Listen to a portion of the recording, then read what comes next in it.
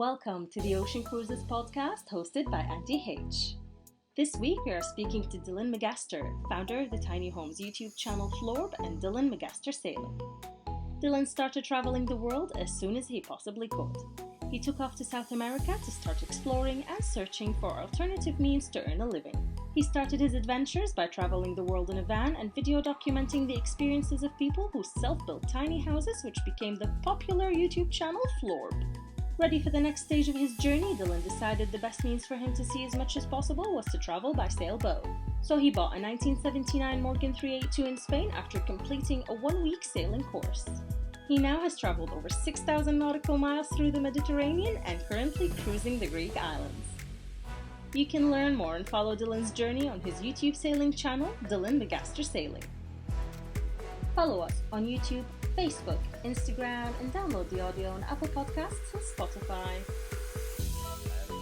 Yeah, I think just for everybody who's going to listen, it would be good for them to know a bit about your backstory, because there is a lot about you. There's a lot about your history. There's a lot about like your character and what you've achieved, that I think if anybody just tuned into your YouTube channel and watched a random little thing on here's how you tack around an island, they're probably not.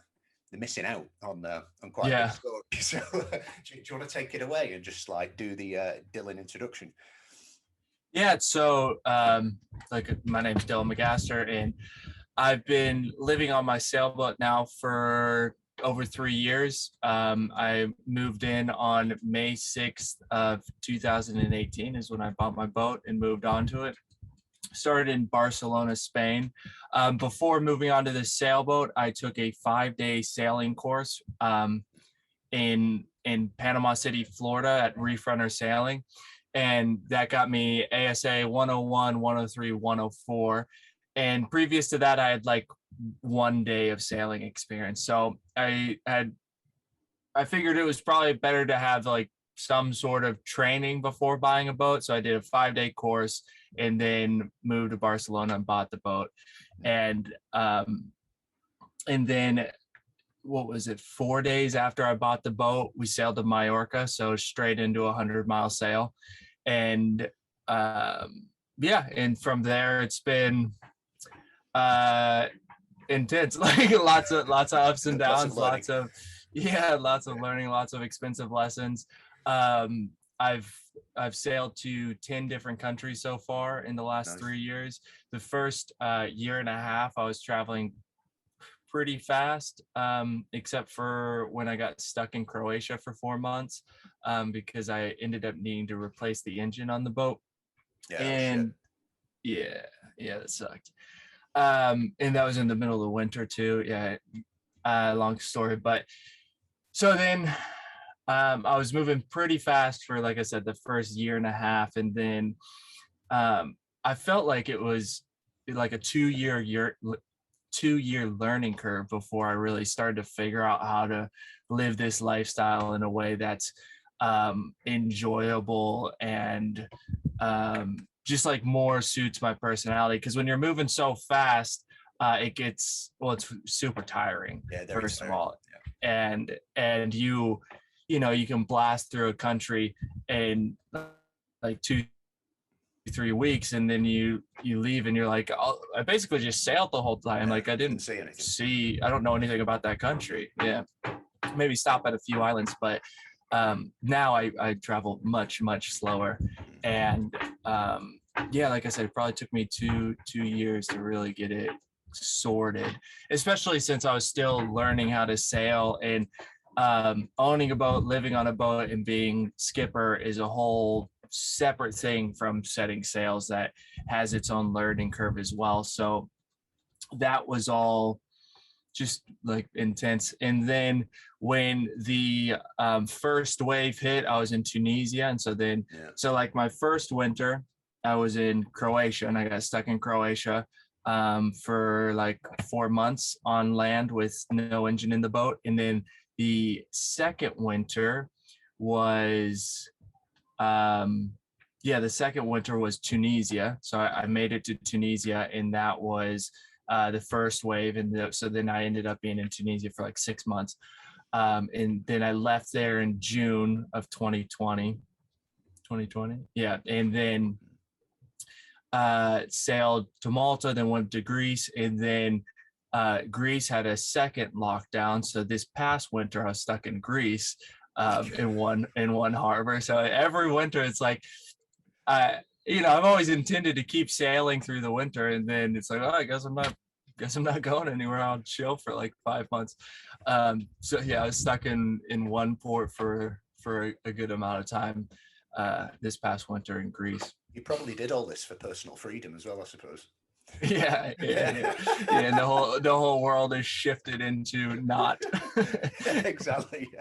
Yeah. I feel so sorry for people that started these type of journeys in like 2019, because it's like it takes you a year to 2 years to just figure out what a boat's about, and how to sail different places, how to anchor properly, and just be happy. Like be able to have a full night's sleep. Where you're not terrified of like your boat flying. And it's like to get to that point where you've gone through that first shit year where you're learning and you're not sleeping and you're fixing problems and you're dealing with the engine and all that type of stuff, to then just being like stuck in a country for 6 months that you just don't want to be in. Like Tunisia is nice. There's some great stuff there, but that country is hard work. There's a lot of hard work being based there, like dealing with the different culture and the way how it is going in a shop. Basic stuff can be a hell of a challenge sometimes, especially if you're foreign there. But yeah, I really feel sorry for people who've gone through that and then they've just ended up like locked down. So yeah, it's terrible. Yeah, maybe one day you'll just be able to like sail places and and just keep going. Yeah, we'll see what happens. Tunisia was one of the great things about Tunisia is it is a place where a lot of sailors like stay for the winter. So a lot of liverboards in the Mediterranean end up staying there for the winter because it's decent weather and it is super cheap. So it took maybe a month before we really kind of started to get settled in and meet people, other sailors around the marina, because initially I was planning on being there for like two and a half weeks, and so I'd meet people in the boatyard, but I didn't really meet everybody in the marina because you're not planning on being there for a long time, and meeting people takes a lot of time. So then after the first 2 weeks of lockdown, and then it keeps going, it's like, okay, let's meet everybody here. And then by the end of it, it's like we had a whole community. Every Sunday we'd have a barbecue. Oh, nice. And it was kind of crazy because like within the marina, the like lockdown rules didn't apply because it's private property. And I mean, at one point they had banned the gather, because we would meet in a place in the marina for the Sunday barbecue. So at one point they had banned that, but we could still meet on somebody's boat. And so it wasn't all 15 boats getting together at that point, but it was 2-3 boats meet on one boat and hang out, or you just go hang out with a friend for dinner or something like that. So that made the whole thing like completely tolerable. Without a community like that, it would have been terrible, like really bad. Yeah, so bad. I mean, the thing, especially for like, because in your situation, you're traveling solo anyway, so there's certain like plays on your personality. It plays on like how you develop as a person as well. And there's, I think the biggest part of that is personal freedom. Like being able to get away and just be with yourself and learn about yourself. And then to be in a situation where you go for that, and then you can't learn about yourself because you're locked to a dock and you can't go anywhere. Like, I know how I would get. I'd be going crazy. I would hate that. I hated it just regularly, and I have like a house and a yard and stuff. But yeah, if I set off on the journey and then dealt with that, I'd be getting pretty annoyed. What went on in Croatia then with the engine? I mean, because I know you got like a new engine put in, but did you ever get any cash out of those guys for like basically just destroying your gearbox and leaving you? No. So just one thing is most of the time I do have some sort of crew on the boat. So I have done some single-handing, like I single-handed from Crete all the way up to Volos, which was like 250 or 300 miles. Nice. But most of the time I have somebody out and people on and off the boat. So it's not like I've done out of the last 3 years, maybe I've done 4 months, maybe 5 alone on the boat. No, that's good. But in Croatia, so it was my fault because I when you're new to the boat and you're like trying to dock and everything, it's super stressful, and so you end up jamming gears, especially with the way my boat's designed. My throttle and gear shifter are two different things, two different handles, so you have to throttle down one handle before you shift with the other hand. So when you're like tripping out because you're stressed, you end up just shifting into reverse at 1500 RPM or 1800, and you're just like jamming gears. And so that happened a few different times, and every time it would happen, like teeth would grind, like, oh no, but it just happened. It would just happen, like as I was still new and learning how to maneuver this boat. So because of that, I wrapped the prop a couple different times, so that's not great for the gearbox either. And so because of that, it ended up wearing out the clutch and the lamella, which allows the gears to engage. So everything was slipping, so I lost reverse gear. So some guys came out to the boat and checked it out, and they were like, we could fix this, blah blah. I don't remember how much they said it was going to cost. And then but they were in where were they? I don't remember where they were in. They were in a different town. So they were like, if you guys come over here, then we can do it here. And I was like, well, I'm going to this place, so I'll have some guys check it out here now that I know what the problem is. So I went up to Pula, Croatia, to it's kind of the only real big marina there. I can't remember the name of it at the moment, but and I had some guys come out and look at it, and the guy goes, we can fix it. Like, it looks like we just need to take it apart and put it back together. But because of the dimensions of your boat, it'll be and it was an old engine, so it was, big. And he was like, it'll be a really big pain to take the gearbox out. There's not much room with the prop shaft and the engine, and there's just not much room to maneuver things. So it'll be way easier and way faster if we just take the boat out of the water, take the engine out of the boat, fix the gearbox, and then we can just put it back in. And I was a bit hesitant about that, but then I was like, you know what? I want to take a road trip through Croatia for like a week or two, and it should only take about a week, maybe 2 weeks.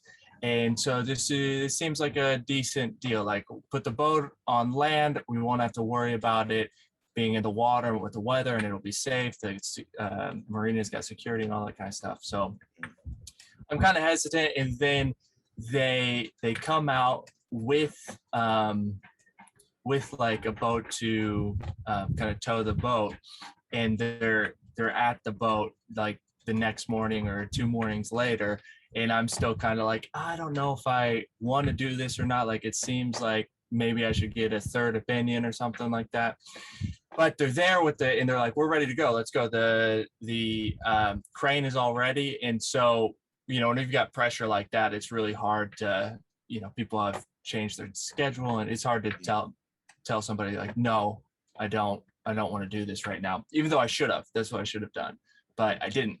And so take the boat out of the water. They take the engine out the exact same day. And so it's like 4 or 5 hours, and then boom, the boat is on land. It has no engine in it. And I was like, wow, that was a lot. Also, that was easier to take out an engine than I thought it would be.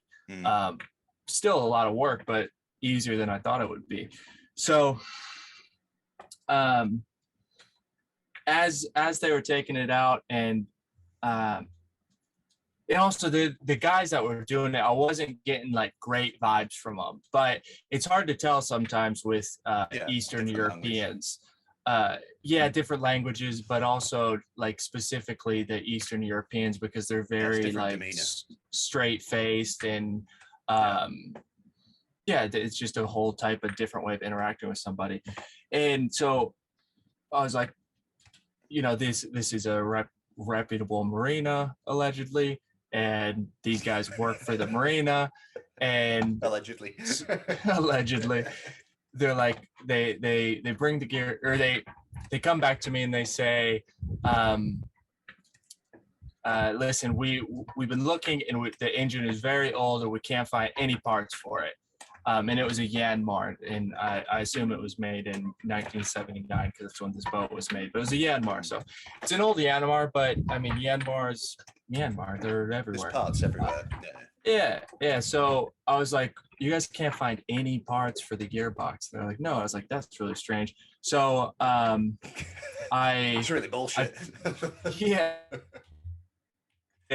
So I put something on Reddit, I believe, and I was like, listen, this is the situation. They're recommending that I just buy a new engine, and they deal like Volvo Penta and something else.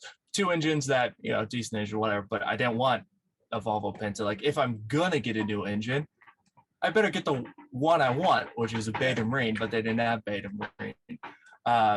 So it's like I'm being pressured to buy an engine when I don't necessarily want to get a new engine. I don't know that I need a new engine. And the engines they're offering are not even the kind that I would like, the brand that I would like. So I go on Reddit and I like put all this on some sort of sailing subreddit. And people are more or less like, hey, if they're telling you need to buy a new engine when it's just a gearbox, like, it's probably not a great situation. And then one guy was like, hey, I actually have a spare gearbox for that engine, but I'm in America. And so he was like, I'll sell it to you for $1,000, but then we're gonna have to ship it there and you're gonna deal with customs, all that kind of stuff. So I looked into doing that, and the all said and done, it was going to cost like $8,000 to get this gearbox from America installed into my boat. And so at that point, you're like, okay, $8,000 for a 40-year-old gearbox for a 40-year-old engine, or at the time I was being told it would be like 11 or 12 grand for a whole new engine, for a brand new engine. Yeah, and so bigger one as well, probably. Yeah, bigger engine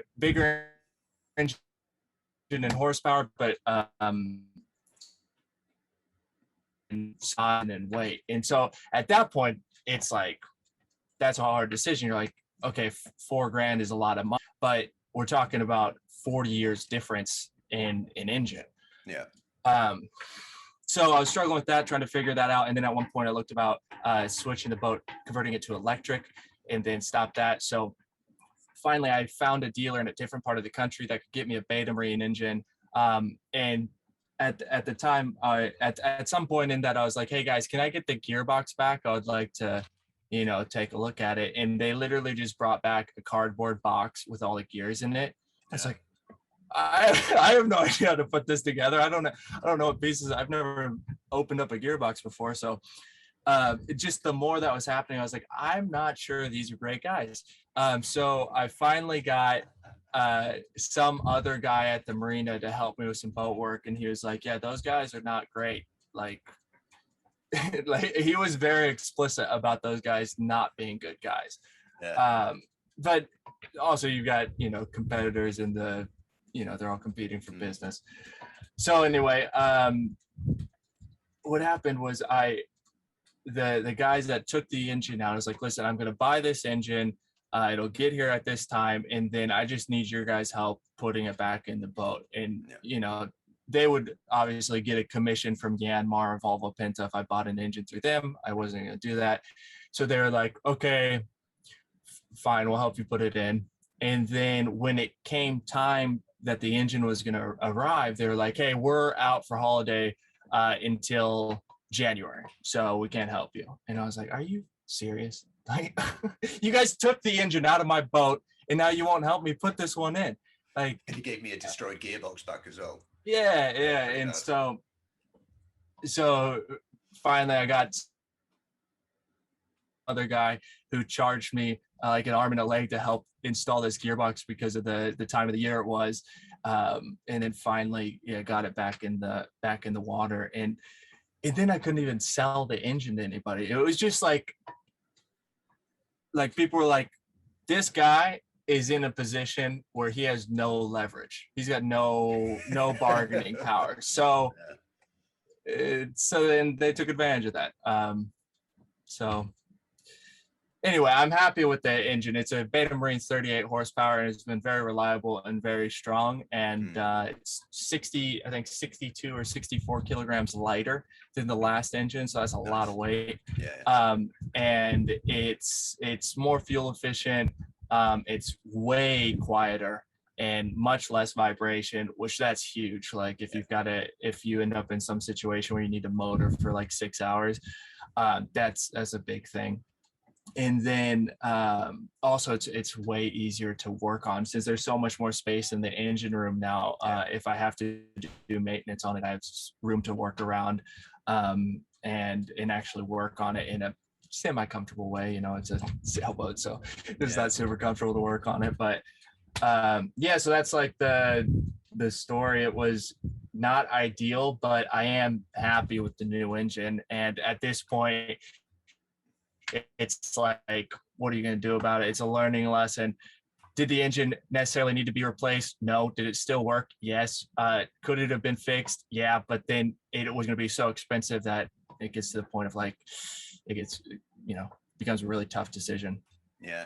I think, to be honest, overall, like, you have actually ended up better off because it's like the old I've got some friends who's got some old diesel engines in their boats, and it might be a combination of the boat and the engine. You know, like the boat is probably a bit too hollow. It's not like your typical old cruiser, and everything just makes a louder noise. But like when they're going at like 2,000 revs, 2,600, like your entire body is vibrating in the cockpit because the boat is shaking that much. And like you've got a pretty well-built boat with like, lots of wood in there and lots of furnishings. So like with a new engine, you could, worst case scenario, if you wanted to get somewhere, you can just run the engine for like 2 or 3 days on a crossing, and it's not going to drive you crazy. Because it's not shaking the boat all over the place. So probably better off. Just a horrible experience. Yeah, I agree. It's definitely better to have the new engine in it. And it's just not it's not how you want to do it. Like in a situation. Terms, Yeah. And so I at least finally got to the point where I was like, listen, if this is happening, I'm getting the engine that I want. I'm not going to be completely pressured.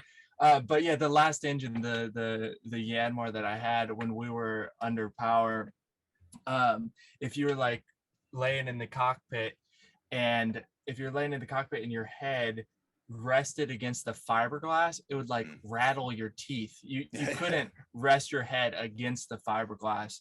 And now this one is totally fine. If your head is against the fiberglass or the wood, you don't feel like you're being concussed. I was about to say, you're not going to become concussed from like lying down in your cockpit or something like that. That'll make a massive difference. Yes, plus the comfort as well. I mean, especially if you're in Greece and you're hopping around the islands, because you either get, like heavy wind, or you get days where it's flat seas there. So there's no issue if you've got like an efficient diesel engine that isn't going to like rattle your brain. Just plop along on the motor for a while. We're headed to the Balearics like tomorrow, and we've basically got 4 days of motoring. 4 day sails of motoring anyway. I really don't want to motor at night around the Spanish coast because of like the lobster pots and stuff. Just asking for a disaster. So having like a nice boat that is pretty, it sounds okay. Like you could take a nap downstairs at like 2,000 revs, which is cool. That's nice. So it makes a massive difference. So I just thought I'd ask about that because like, I've watched your videos for years. To be honest, starting from the first season you did, it was on your Florb channel.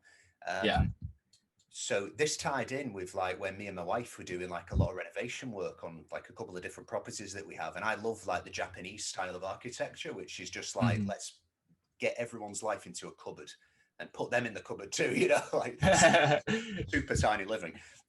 So your like documentary living channel on YouTube was just like, it was amazing. Me and my wife, we had like the notifications, like, oh my God, there's a new one out. We were waiting to check up on them. And thank you. When you put the first season on there, I was like, oh my God, the guy that set it up's now on a sailboat. This is unreal. we were so happy with that. I was like, we can watch the tiny home stuff now and watch like the guy on a sailboat as well, which is awesome because it's something that we thought about. But can you just talk about that? Because that's like a really, I suppose that's like a really cool entry that you took into like the remote, I suppose like the remote earning side of life, which is like what young people like us are able to do now. But I suppose that kickstarted your ability to be able to like embark on the lifestyle that you're in now. Yeah, so before I was living on the sailboat, I lived in a van for about 2 years, almost 2 years. And then before that, I was doing some backpacking. And that whole time I had been working on like creating a YouTube channel, creating a business on YouTube, or at least trying to earn a living off of YouTube. And so the first like so 6 months out of the backpack, and then the first year in the van was just all losing money, more or less, which was really, really hard. And then finally it ended up turning around, and I started making enough money to survive, and then finally making a profit, which was very nice. And then so before I started making like the short documentaries and tours on tiny houses and alternative living, I was doing different YouTube channels, and they just weren't working. I was doing some travel things, and some at one point I was doing comedy sketch videos and just all sorts of stuff. And so I had done I had actually done daily vlogging at one point for I think I done like over 70 days. Yeah, and that was I believe that was before, it was either before or like right around the same time that Casey first started doing his daily vlogs. And so that was like back when daily vlogging was huge, right? So anyway, none of that was working. And so I finally switched to making these short documentary tours, and I immediately saw like a threefold increase in views. And so I was like, well, that's something. That's definitely, I haven't seen any growth like that before. Yeah. So I was like, I'll keep doing that. And then when I first posted that, I think I first posted my first like Florb video maybe in like July or August. And then it was the next January, I think, was like the first month I made $1,000, which when I was living in a van, it's like, this is enough money for me to actually survive. I can like actually live off of $1,000 a month with my van. And so then I just kept doing it, and it ended up growing, and now it's turned into like a full production company. So we've got three full-time people and then one part-time person that work with Florb. And so we've got Jackson in Canada, in North America. He's Canadian, and he does a lot of filming and editing. And then we've got Sitara, who works on the management end. And then me are the full-time, and then we've got Paula, who's also part-time and does more like back-end type of stuff as well. And then every once in a while we'll work with another like freelancer. And so that, as I was living but that didn't actually develop until I got the boat. So before, the whole time in the van, I was doing everything by myself. I was doing all the research, discovery, contact, scheduling, filming, editing, posting, everything I was doing by myself. I got managers at one point that were bringing in brand deals, but other than that, and so I, at about a year and a half living in the van, I couldn't stand up in my van, and that was a real pain. And I was like, I either need to get a bigger van, a bus, or move on to a sailboat. Those were kind of like my three options I came to decide. And I was like, well, a sailboat sounds the best for sure. That sounds way, way more fun than anything else. And so I was like, well, I'm going to do that. And I had met a guy, Eddie Landis, who had built his own sailboat back in the 70s. It took him a decade to build this like beautiful schooner, a Gafford schooner. And I filmed an episode and put it on Florb. And his son was living in a sailboat. And I just kind of learned that, like, okay, marina fees, depending on where you are, can be actually really reasonable. if you wanted to live in one place and then live on a sailboat, they could be cheaper than rent in a lot of places. Like you could live on a boat in a place where you couldn't afford rent, but you could afford marina fees, and then you're living in Seattle or something like that. And so I learned about that, and I was like, okay, this is something I didn't know about. And then the whole process of purchasing a boat can be more affordable than people think. So I went down to Mexico, drove down to Mexico, got scuba certified because I was like, I'm going to be scuba diving all the time if I'm on a boat. And it doesn't work like that. But so I did that, and then flew to Florida and took the sailing course, and then hopped on a ship and took a ship across the Atlantic to Barcelona. And that was when Florb first became like more than one person, because we had a crew, and then we were working together as a team to build these videos. So I started posting the sailing videos on Florb because I figured, like, okay, I can do under the YouTube video, I don't remember exactly what it's called, but they have like a series section where you can give it like a title and an season and an episode. I was like, I'll do the alternative living spaces series, and I'll do the Ariane Rod series, and that will allow it to be separate within the channel, but still so then if somebody just wants to see tiny houses, they'll be able to distinguish, but it'll still be all under the same banner. And I soon found out that complication of the YouTube channel was negatively affecting the overall health of the channel. It like drastically decreased growth.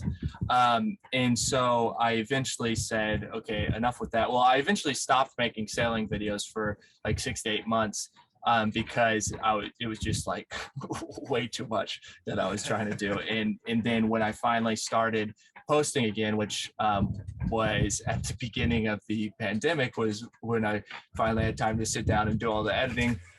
I decided to start it on a new channel. And so then you've got Florb, which is just cohesively short documentaries and tours. And then Dylan Magaster on YouTube is more around sailing and philosophy and adventure and whatever else I want to post, because it is so small in comparison to Florb, and I'm not dependent on it for income. I'm able to actually like experiment with that, because with Florb, it was like if I was doing any major experimenting, then it's like, oh my gosh, we just lost 20% of revenue this month because I decided to try something. Like, and so it allows for more experimentation and Yeah. No, I think it's good. Like, I think the way you've got Florb is great, because that's just like, it's just such a great place for people to go who want like, architectural creativity, even just furnishing a home if you want to do it in like a really economic, small, compact style. And there's so many different examples on there of how people are living in tiny spaces. It's just amazing. And the sailing channel is very good, because it's like you just said then, you have integrated like philosophy and just life and like developing as a person into a sailing channel. So it's not just about being on a boat and moving sails. Like there is like a deeper side to the channel as well, like personal growth and learning about yourself and stuff. And like it comes across really well. It's really entertaining. Yeah. One of the other, like with Florb, the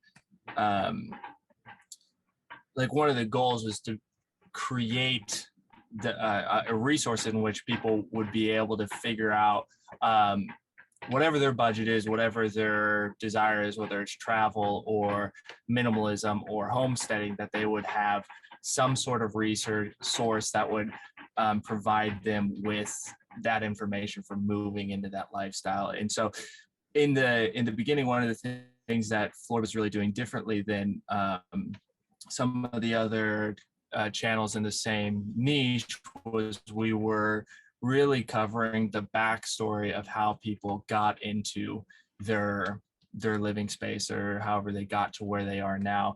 And people found that very valuable, because it wasn't just here's a tour of the place. It was like, here's a really condensed roadmap of how we got there. And so that allowed people to, it definitely, filming all those different places, opened up my mind as well, of like, okay, so there's so many different ways, first of all, just to go about living and how you want to live your life. Like, there's infinite possibilities, really. And then you can, from whatever walk of life you're in, you can, if you've got a goal, you can end up getting there. You just have to figure out how it's going to work for you. So with Florb, it's like, maybe you watch 10 videos and you take one thing from each video, and that allows you to be able to construct your plan for getting for where you want to go, or something like that. And just, it was because I'd seen how expensive housing was getting and everything like that. And it's like, the world was just when I started, and obviously now, is moving in a very strange direction. And to help people create autonomy and self-sufficiency, I think is a really good thing. But I think that was one of the main, like, reasons behind Florb, and like missions behind it, was like, how can I help other people get to a place that is like, they're more in control of their life, and they're more independent, and they're more self-sufficient, and they're more responsible for their own self. And I just think there's so many good things that come with that.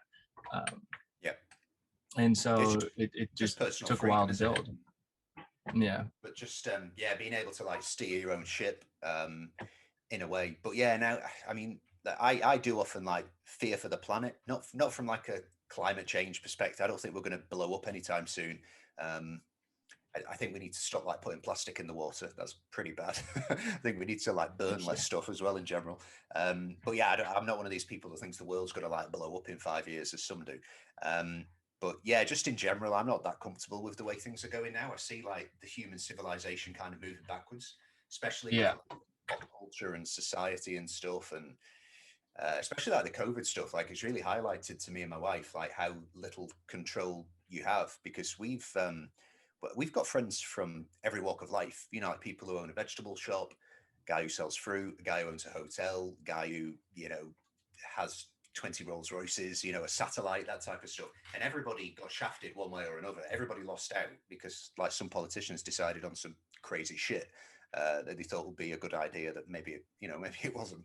So I think like there's going to be a lot more people as well over the coming years looking into, okay, what about solar? Because if they do something weird with oil and gas, it's good that we've got our own electricity. Like, what about water? Maybe let's drill for a little well in the backyard or something, and then we've got our own water that we can filter. So it's being more independent, like the homestead type of life as well, where you're growing your own veggies and fruits. But a lot of that is covered in the Florb channel as well, which is really cool. So it just gives you ideas, doesn't it? About, just like you said, you can live so many different lives. One of the things is, like, even as you were saying, we have much of the freedom that we think we have is very dependent on things going perfectly. And it's amazing that things have gone more or less perfectly for a very long time for the majority of the Western world. Run, really. Like, we did. I mean, the other half of the world, everybody avoids talking about because they didn't have a great time at it. But the Western world, we had a good party. But even like when you think about like 2008 and even back to 2001 in America, you can see that the rights that we have are very dependent on what happens, things that are very outside of your control, and they can be altered and taken away at any time if the government decides, or if a corporation decides. I mean, that's what happened in 2008. Many people, that was more or less like a handful of guys that destroyed the whole economy for a minute. The global economy, like they affected all of the world in a country like Greece.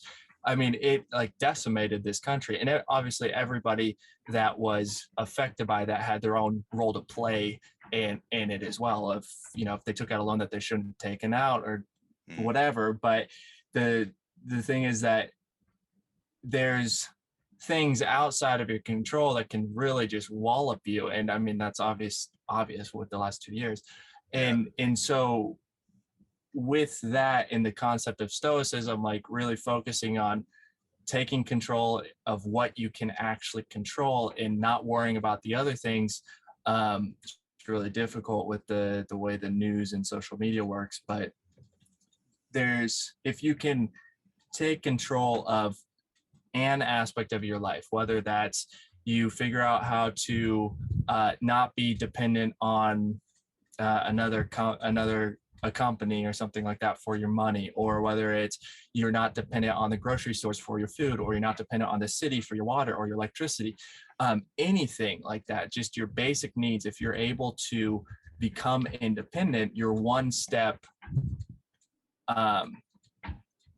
ahead. I don't know that safer is the right word than everybody else, but you're just less dependent. And in the last years, I mean, we've seen really, really wild things, like with California with the wildfires, and they were shutting off people's power, and now with the droughts, and it's just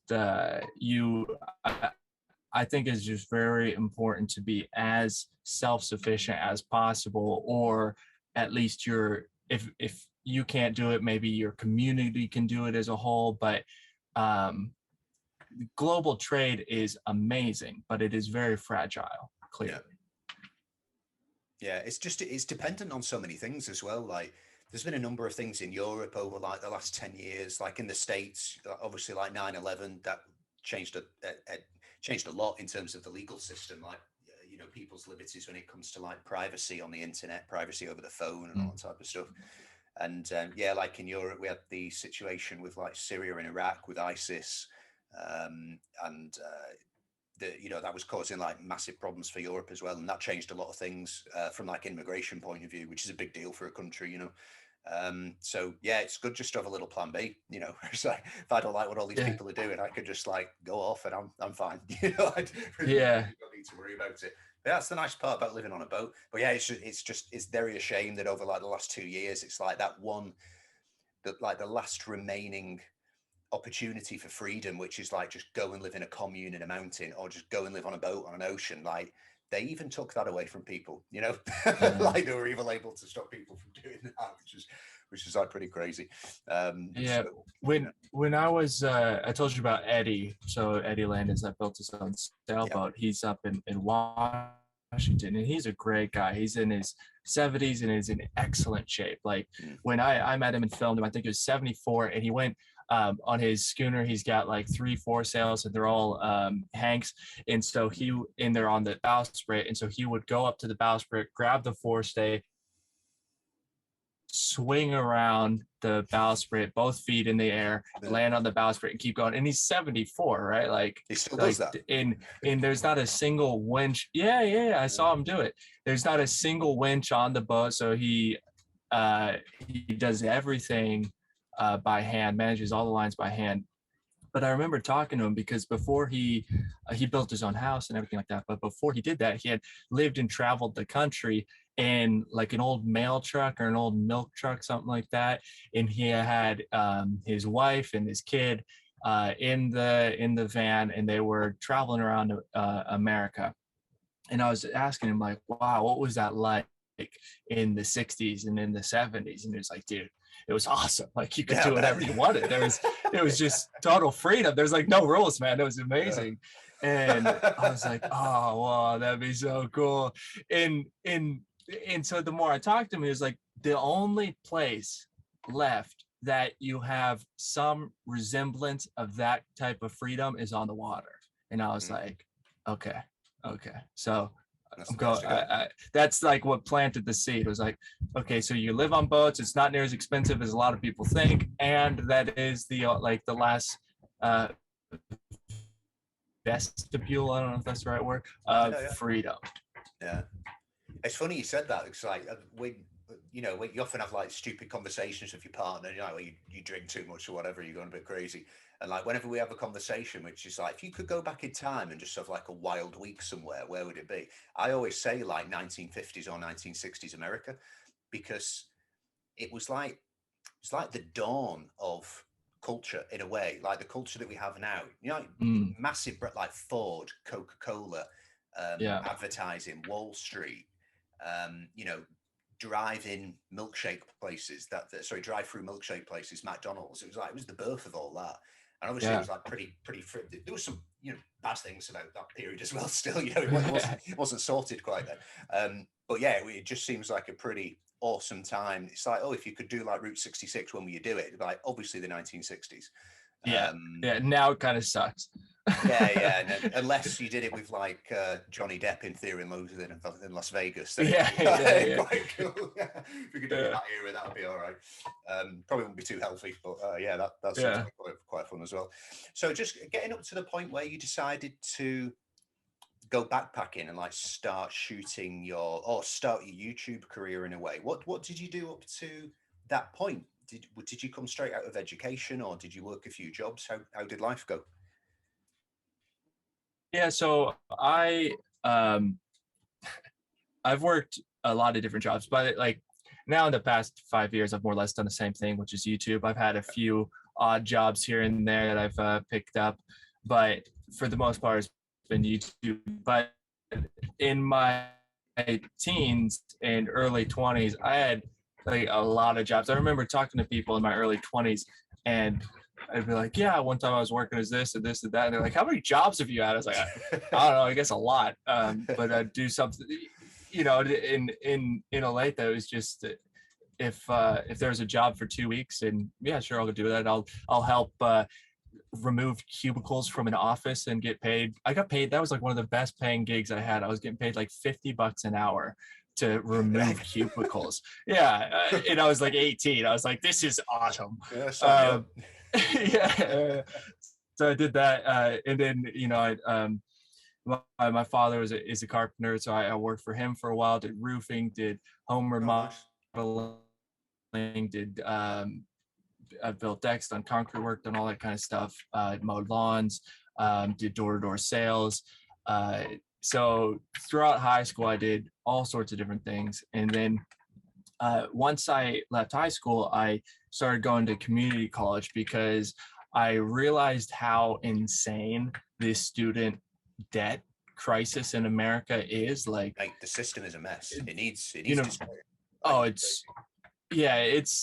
it's amazing it's not illegal, because it should be. It is. I think technically it's indentured servitude, because in America the only debt you cannot get out of without dying is student loans. And they're also, you have to have, anybody can get one more or less. Like you have to have like no qualifying factors to get one. Because you're a student, you don't have good credit because you're 18, you haven't built up credit yet.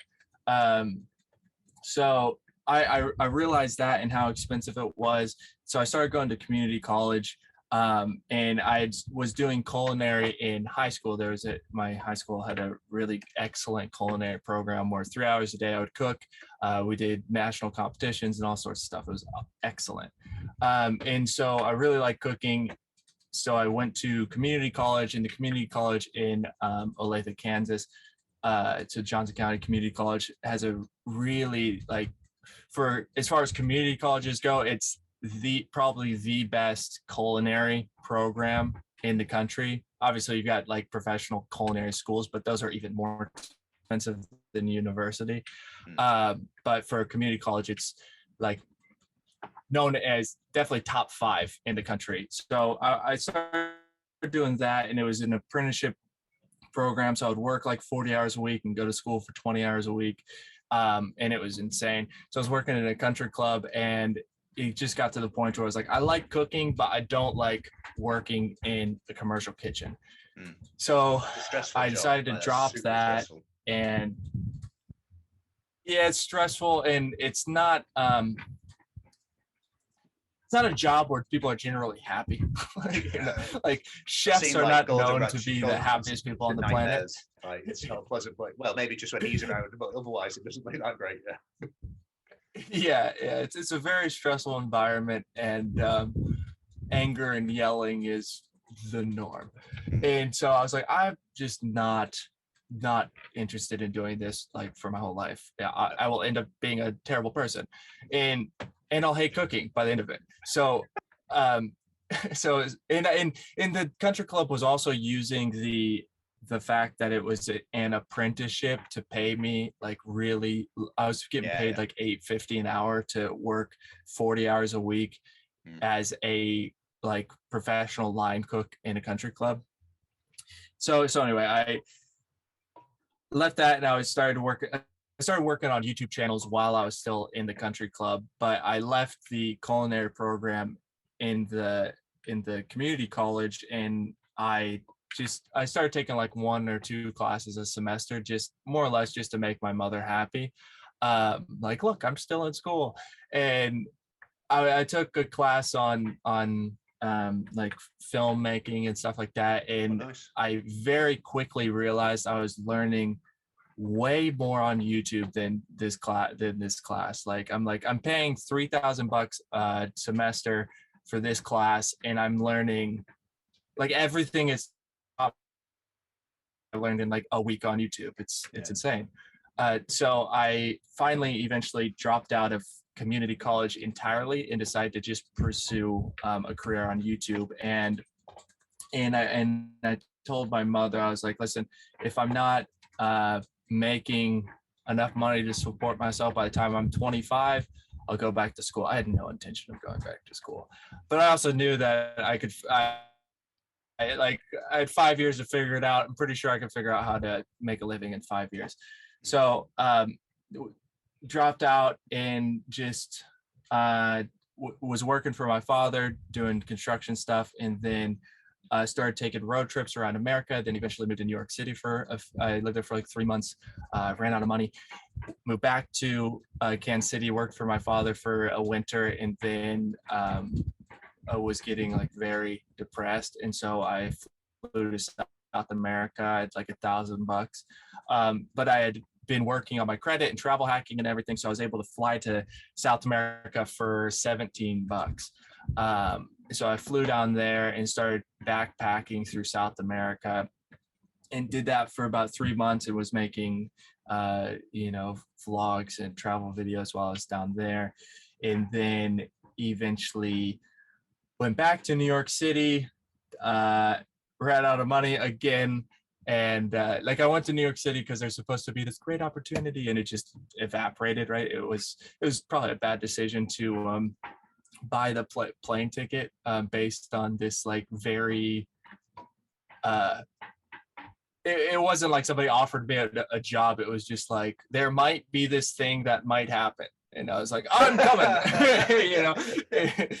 and so, but it all worked out for the better. But I had initially planned on being in South America for like 1 or 2 years. And then it was like 3 months. Now I'm back in America. And so I was in New York. I paid like $750 for rent, and everything had fallen through. I was like, I just paid a month's rent. I'm back in America, and now I don't have anything, and I'm out $750 plus the plane ticket.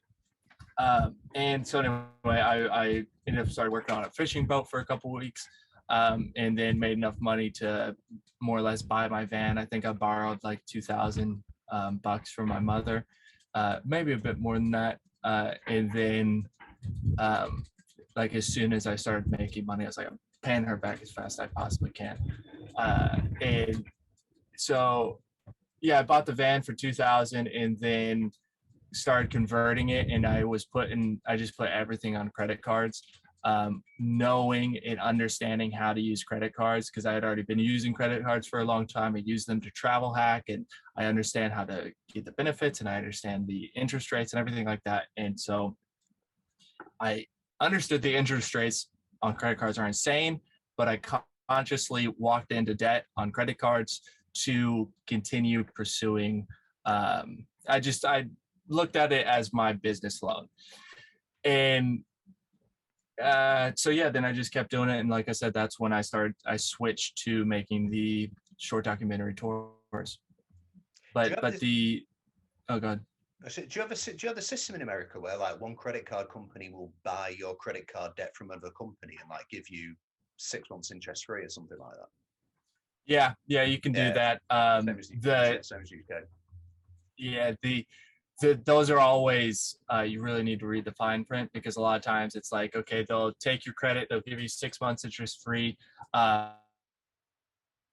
in which case like you need to pay it off within those 6 months, because month 7 it's like, it's ridiculous, like 30% interest or something insane.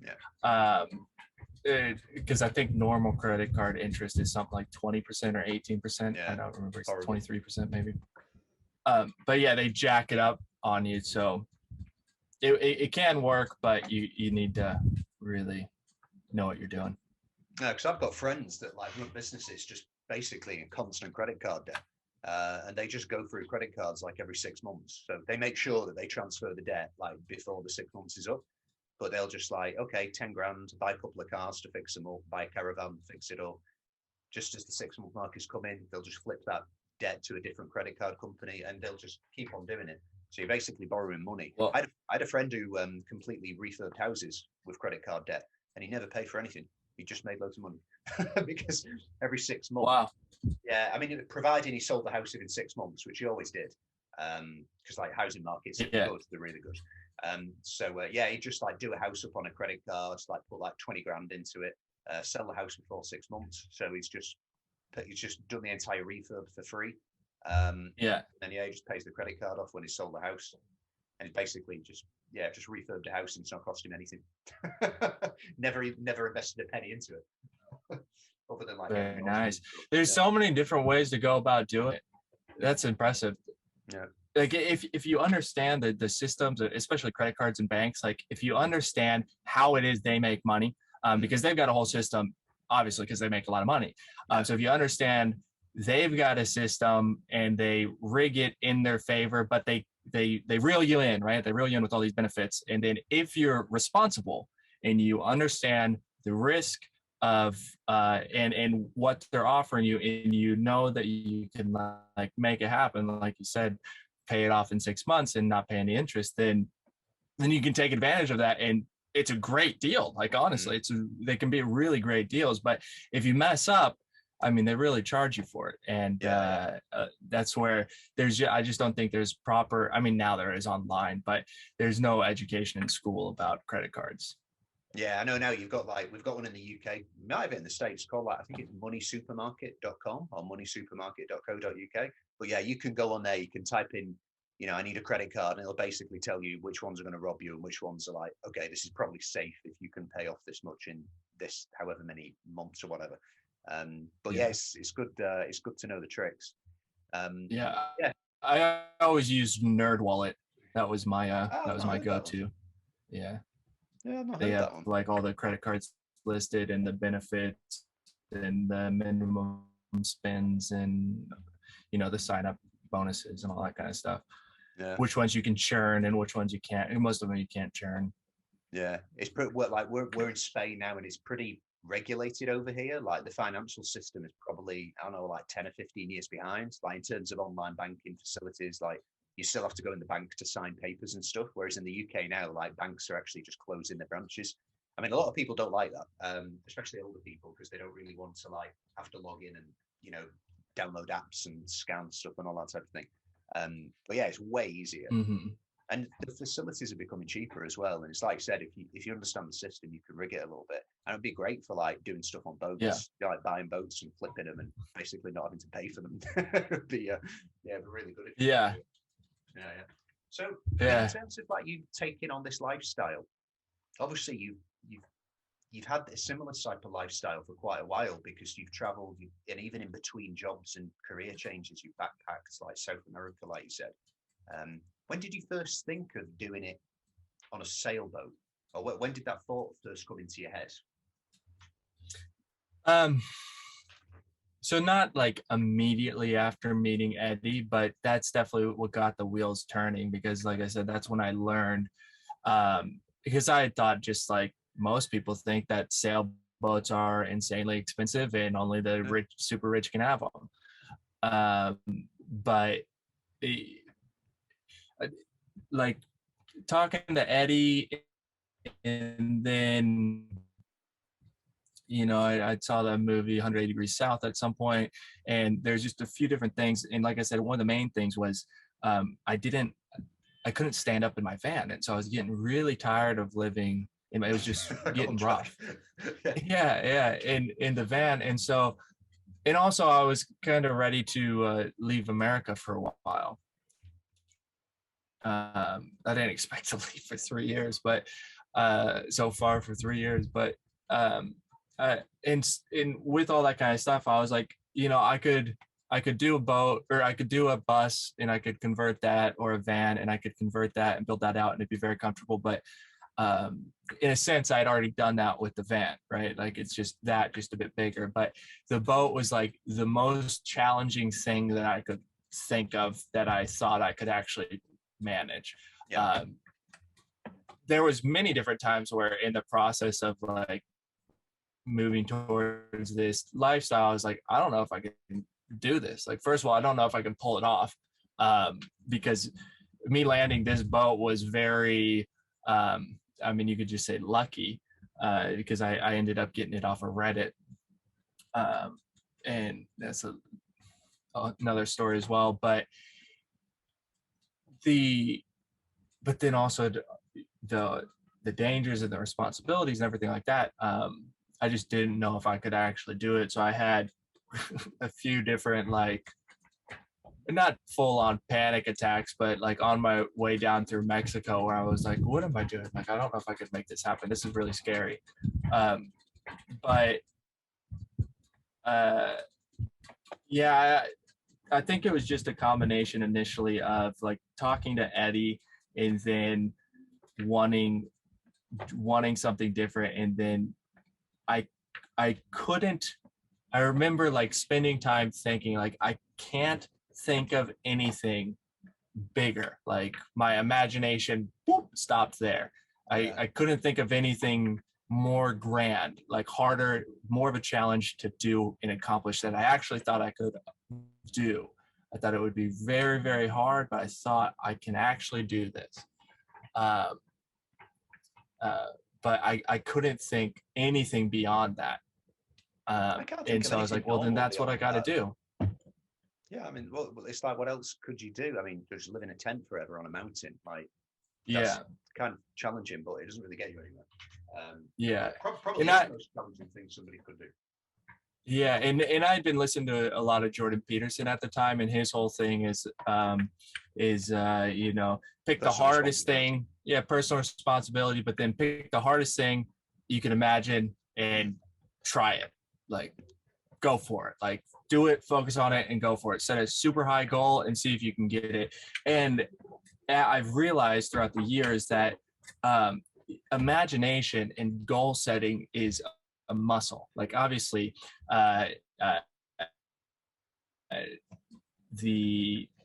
actual process of like setting a goal, you have to learn how to do. But the more you set a goal and you achieve a goal, the more you get good at that process. But also it expands your ability to set goals.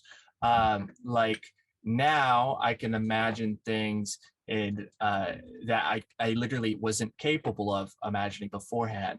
When it came time for the van in traveling was like the biggest I could imagine. And then once I had done that, now it's time to imagine something new. And then it was the boat in the Mediterranean. But that whole, like, you start like with a small circle, and then it gets a little bit bigger, and then you're able to imagine a little bit bigger, and then bigger and bigger and bigger. And so when you see people who have really wild lifestyles or have achieved amazing things, like, for example, somebody like Elon Musk, obviously he didn't get there overnight. It took him his whole life to get where he is now. And he started first with leaving South Africa, trying to move to America just to like start a business. That was like his dream at that point. And then it's been able to build from there. And maybe since, you know, a lot of people since they're kid, they have some like pipe dream, right? Like a lifelong dream. But I think many people don't actually think it's possible. That's why they don't go for it. And they definitely don't, if they do think it might be possible, they don't have like a roadmap for getting there, like whatever it is. But as you take steps, the building of the roadmap becomes easier. You learn how to, okay, I want to get here. I'm here. I don't know how to go from here to here. So let's imagine I'm here and work backwards, you know, like different strategies and techniques for goal setting and visualization and planning. You get better at it the more you do it. So I always like try to encourage people, like whatever it is, wherever you are in your life, just imagine like what's the best life that you could imagine that you actually think you could do. Start with that, and then once you accomplish that, you'll be able to go on to the next thing. But you got to at least start. So everybody's got to start somewhere. Everybody does start somewhere, but if you never start, you're never going to get anywhere. And so you just start and do what you think.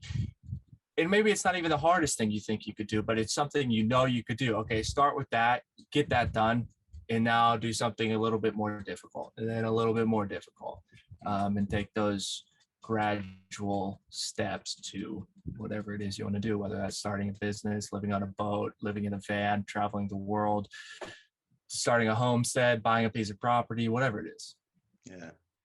Yeah, I mean, gradual steps, that's what it's about, really. It's like, you know, setting a goal can sometimes, setting a goal is nice, but I suppose it can sometimes be pretty daunting, especially if it's like, oh, you know, I want to leave the country, I want to travel, I want to take my family somewhere, I live in a boat, because they are massive steps.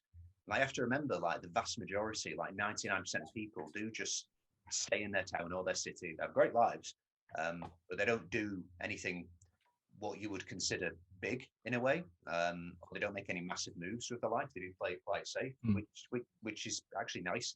You know, 50% of the time, you know, you can be like that. It would be so much easier if you just did that. But yeah, it's the ability to be able to like see what it is you want to do, visualize it, and then put the plan in place. Like, okay, if you do want to live on a sailboat, what's the first thing you need to do? Well, you know, go to the beach maybe for a start. You know, spend time on the water, go snorkeling, take a sailing lesson, make a friend who has a boat. You know, maybe do a charter, and it's like gradually building up to it. Don't just be like, oh shit, I've got to get like a 50-foot catamaran. No, I'm worried I'm not going to be able to. But yeah, especially with traveling as well. It's like, you know, if you're traveling around South America and that's your goal, oh, I want to backpack for 6 months around South America, maybe just go to like an Airbnb for a weekend first and see if you actually have the stomach for it. Yeah, it takes a certain type of person, because, you know, you meet people like yourself who've like set these goals from being really young, and you've forced yourself into doing them so you can achieve what it is you want to achieve. And then you meet people who've achieved a lot in some ways, you know, from a business point of view, a finance point of view, but then they've actually not done what they wanted to do with their lives. You know, it's by complete chance. So yeah, it's a skill, it's a talent, but it's like, I mean, you said it's a muscle. It is. And you know, that's something you have to exercise and you have to develop and build and train and work on and stuff like that. Yeah, and the, you know, people have different lives and different paths and different dreams and desires and likes and dislikes and personalities. And so, you know, I'd never say everybody needs to go sailing or anything like that. I have a lot, they're like, everything has its trade-offs, right? There's nothing, if you want to do something in life, you can't do other things. That's how life works. And so if I want to live on a sailboat, I can't live on a farm. But there's many times where I envy people living on a farm, because I'm like, oh man, because it can be so stressful sometimes living on a boat and so chaotic. Obviously, I love living on a sailboat, and the benefits that I get from living on a sailboat vastly outweigh the negatives. But there are negatives like everything. And so there's times where I look at people who have started a homestead or have a farm or live on a piece of property, and I go, wow, that's nice. Cool. I wish I could do that. Yeah, that looks very nice. But we all have different paths, and with different things that motivate us and push us, and different people are in different periods of their life. Like some people travel when they're old, some people travel when they're young, some people you know, do things in different orders than other people. And so like whatever it is somebody wants to do, they can at least start somewhere. And if they do create that big goal and it is too much, like you said, like if flying to South America is too big of a leap, then yeah, start with an Airbnb, just scale it back and start somewhere and start moving in that direction, and see how it goes. And the most likely what's going to happen is you're going to start moving towards a goal, and as you're headed in that direction, the goal itself will change, because as you get closer, you get more information, and you go, well, actually, this goal that I set is really like one-dimensional and kind of stupid when I think about it. And so I should really adapt it to make sense with this new information that I have. Yeah. Just learning along the way. Yeah. So, I mean, you got your boat when you were pretty, we have no experience really, I suppose. You kind of got the sailboat when you didn't really know anything about sailboats. Would you buy that same boat now? And if not, what boat would you buy, or what would you do differently? Well, I mean, I got this boat, like if you believe in like synchronicity and like destiny, then like I'm supposed to have this boat, because like when I left Miami, I didn't have a boat lined up to buy. I just started out towards Barcelona because the ship was leaving, and I was like, gotta be on that ship. So as I was on the way over, I ended up locking down this boat. And part of the reason I ended up locking it down on the way without seeing it was because I was able to get it like so insanely cheap. And so I was like, if I'll take a risk, like if it's going to be this cheap, I'll take a risk. And so if you don't mind, I got it for 10 grand. Yeah, that for Spain, that's very cheap. Yeah, that's really cheap. Yeah. Yeah. So I bought it from an American. Yeah, I bought it from an American. I mean, if you look up these boats online, they generally go for, on the low, like the low end is like 25, 30. Yeah. And in Spain, it'd always be a bit more, because boats do just cost more here. Yeah, and then all and they're built in Florida, so if they're in Spain, they had to be taken there. You're probably not going to even find a Morgan for sale in Europe for the most part. Not many.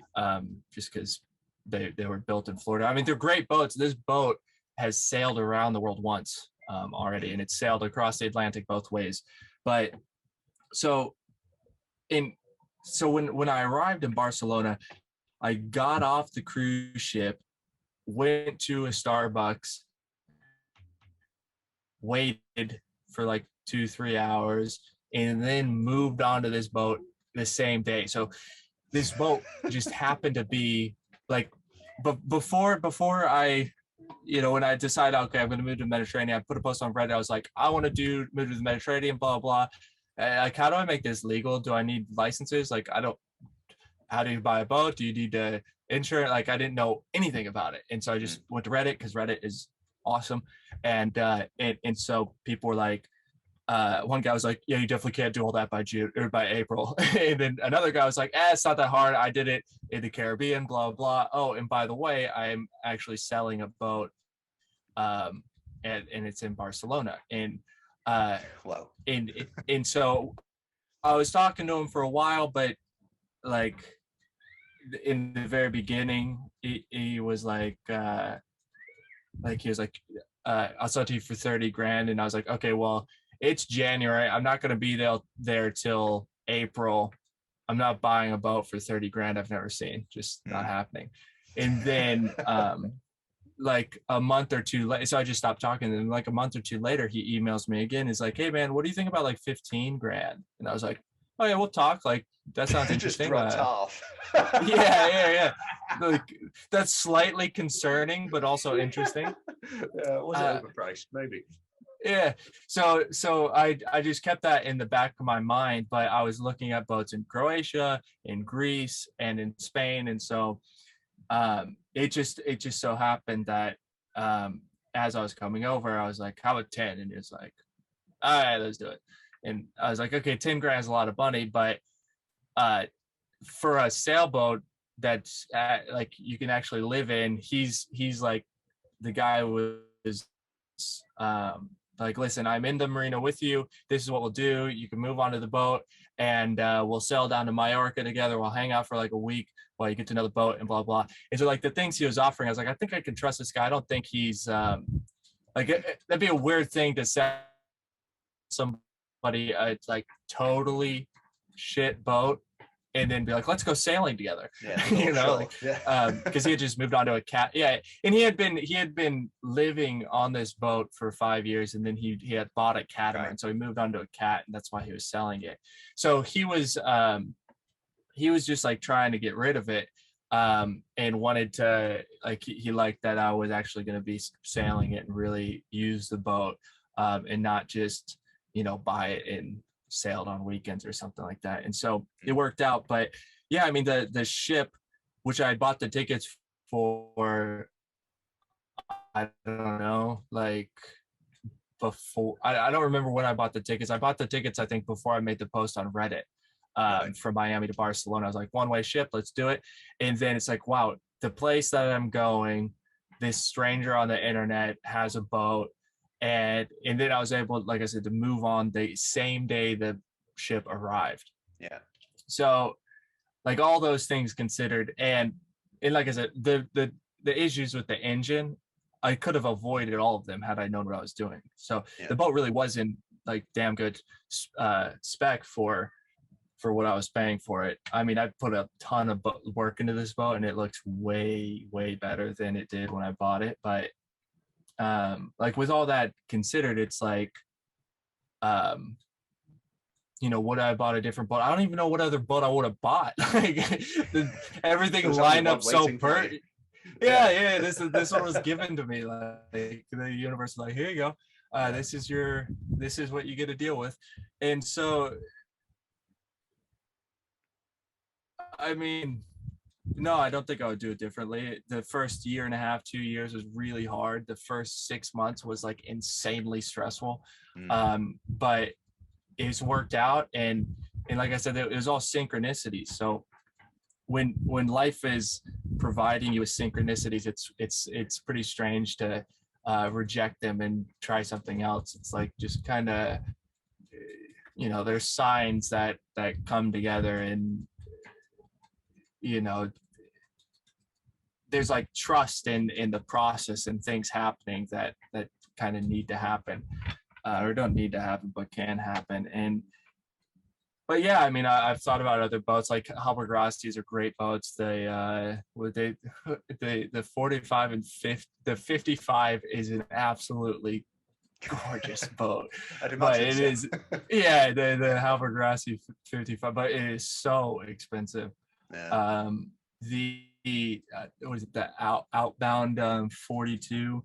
I've looked at those, but once again, they're very expensive as well. Yeah. And so, you know, like I bought the boat for 10 grand. So now if I look at a $70,000, $150,000 boat, I'm like, I got this for I'm pretty happy. Like it's a damn good boat for.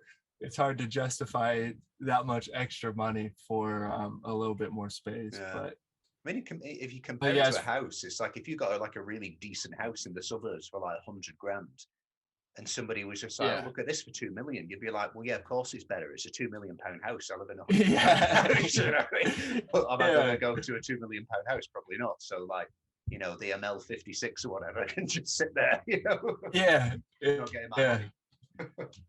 Yeah. Yeah, like I said, I mean, this was like, I don't know how to explain it besides like more or less a gift from the universe. And so I'm happy with it. I'm very grateful that I can have it.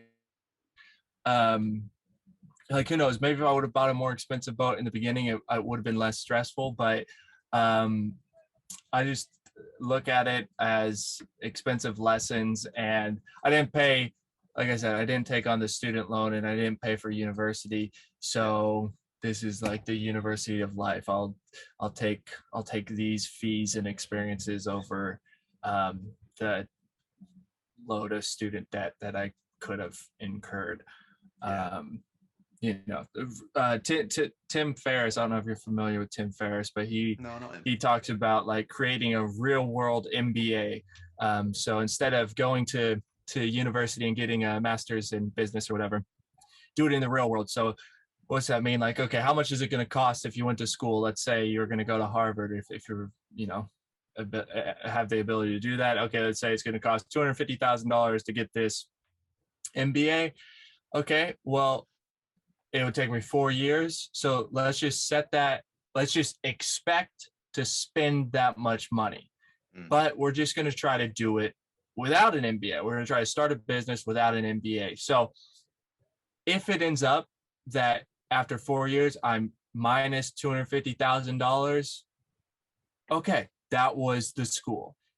But most likely what's going to happen is you're going to have real world experience, and sometime before then you're going to start turning a profit, and it's going to cost you less, and you're going to be making money. So I look at it like that. It's like there's different ways to, and then also like if you just say and you go like well, I regret this and I should have done it, like it's just a waste of time. Like you can't change the past. The only beneficial way to look at the past is as lessons. If you don't look at it and like being grateful for the experience, if you look at it any other way, I found it just leads to depression and like self-loathing.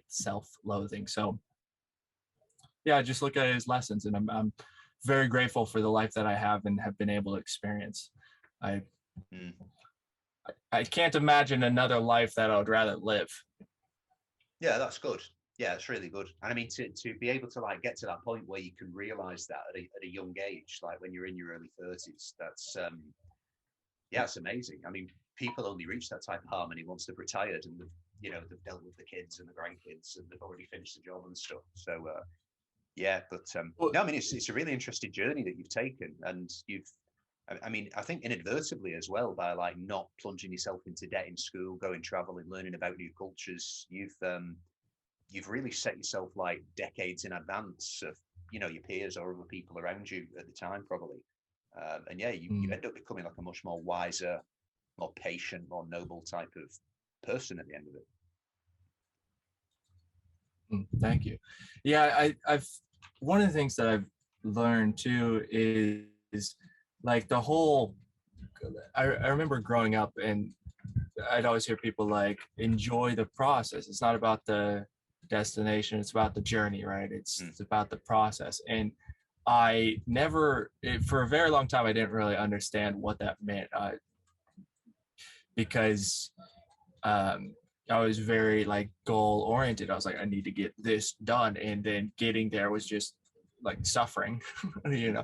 And but then at some point, I think what's really helped me is learning multiple different skills. So learning filmmaking, learning scuba diving, learning free diving, learning just different sailing, different skills. You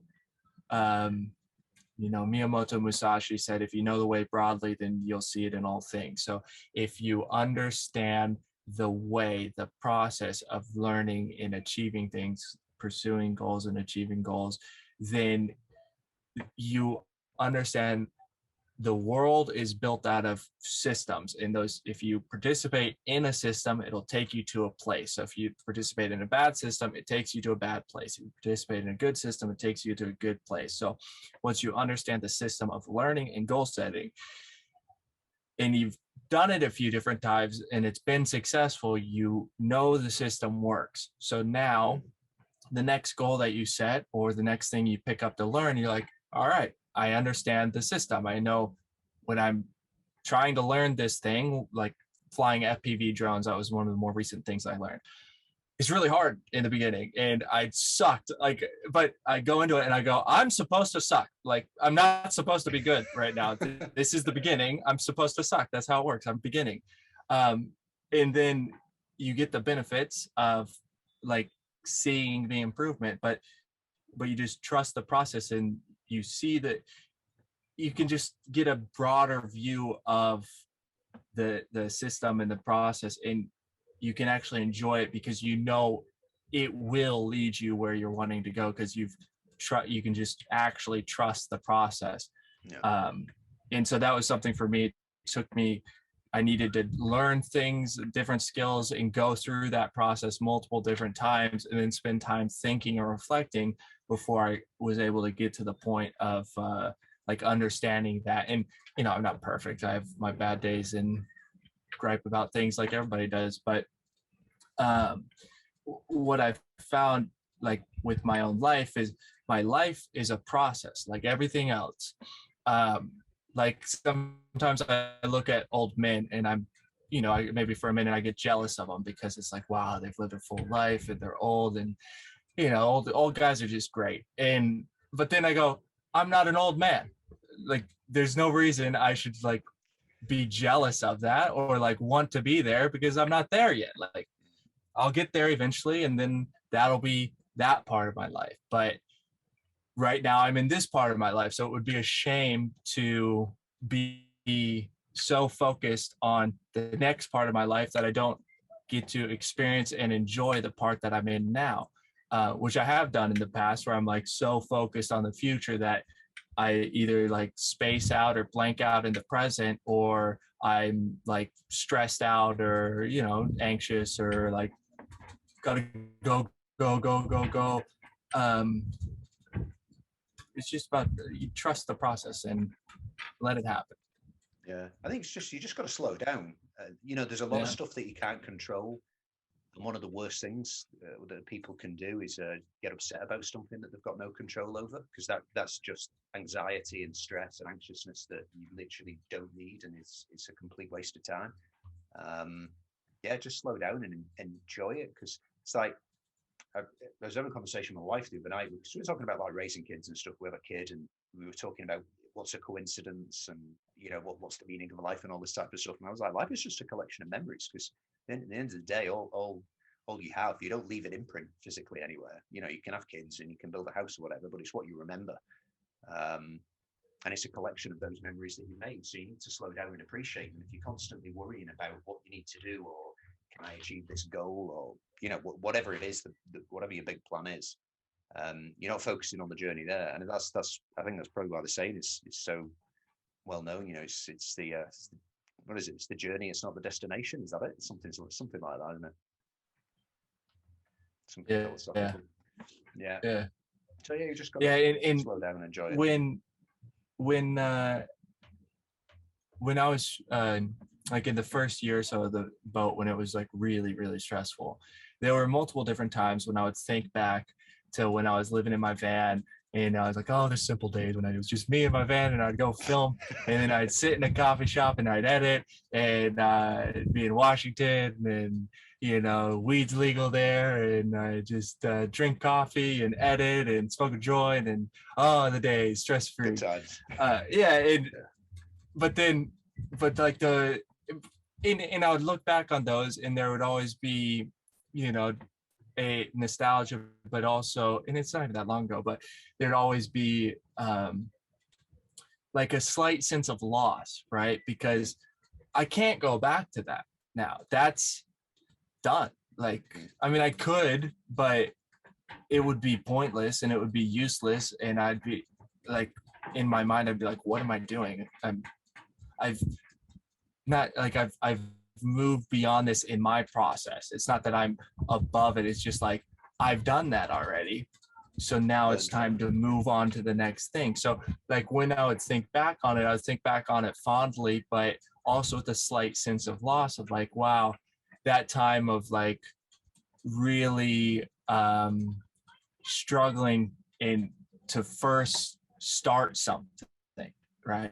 Like it was only me that really like believed in myself to be able to do it, or something like that. But that process is never going to happen. That experience at that time in my life is never going to happen to me again. And the more I would think about that, I would get sad and appreciate it. But I would also think about my life now on the boat, and sometimes with it being stressful, or the visions I have for the future and wanting some of those things to come true faster than they are. But I would think about that time in the van and then think, okay, so if I do these bigger things in the future, I'm going to look back on when I was living, with the time that I sailed by myself from Crete to Santorini. And I'm going to have that same feeling that I have now when I think about my time in the van. And that really helps me in the moment be like, just appreciate where I am now, because first of all, it's pretty great. I like it, but also it's not going to last forever, and I'll get to where I'm going eventually, but right now I am where I am now. And so let that be, and let's enjoy it. Yeah, it's good though, because you're able to look back at those little points throughout your life that have brought you to the point where you are now, and like you can love and appreciate those moments. Like you're saying, like the simple life. Just smoking a joint, Washington, doing some edits in a cafe. How cool and easy. Yeah, and it's great, because I'm pretty sure at that point you would have been thinking, shit, I've got so much to do, I've got to build this, I've got to work really hard. Yeah, you would have been in a different mindset in that situation than when you look back on it now. What do you think? Yeah, definitely. So when I was in that, I didn't necessarily appreciate it for what it was. Yeah. But now that my life's more complicated, sometimes I look back and I was like, wow, it was so simple. Yeah, but there'll be a time. I mean, you will. Well, whatever you're doing next, the concept of like sailing around this Mediterranean on your own boat, there's no way you couldn't look back at these times fondly and just think, wow, what an amazing thing I did. Absolutely. Just sailing from Greece to Croatia to Malta to Crete, wherever. Like it's there's not many people do it. I mean, you think there's like 7 billion or 8 billion people on Earth. Like how many people are doing what you are doing right now? Like a couple of thousand, maybe. Yeah, maybe. Not very many. Yeah. Very, very fortunate. Yeah. So I mean, you've had to, work hard to get there. All the way from Washington to the Med, it's a pretty long journey. But yeah, I think it's one thing to definitely look back on. So what's the plan? I mean, you're in Greece now. I suppose you probably had a plan, but the plan didn't work for like the last couple of years. But what is the idea? Well, what's the idea anyway? Maybe not the plan. Yeah, so I'm beyond 3 years now, living on 3 years, and plan was so I was moving on in May, and I was like, this is what we're gonna do. We're gonna sail to Greece, and then we're gonna cross the Atlantic this winter. I was like, we're gonna go to Greece for the summer, then we're gonna go back across the whole Mediterranean to cross the Atlantic this winter. Yeah. Insane. Yeah. Yeah. 3 years later, I'm in Greece. So I mean, it's changed so many times, and it keeps changing with now with the different the ways that different countries are dealing with COVID, and some are locking down again, and some are opening up, and some are requiring things, and some aren't. It's just making the whole process more complicated. And so my plan more or less just keeps changing. But at the moment, the plan is not this coming winter, but the next winter across the Atlantic. So that gives me one more summer in the Mediterranean. So this summer to enjoy and explore Greece and whatnot, and then a summer to do the way over to the Canaries and then cross. Yeah. And then that I've got some plans, but they're quite far out. So working on Florb and Dylan Magaster, working on growing those channels and building that up so that the goals that I have in the future we can do, because in order for those to happen, need the growth. So that's what I'm focused on now, is just the channels and working on projects alongside of those.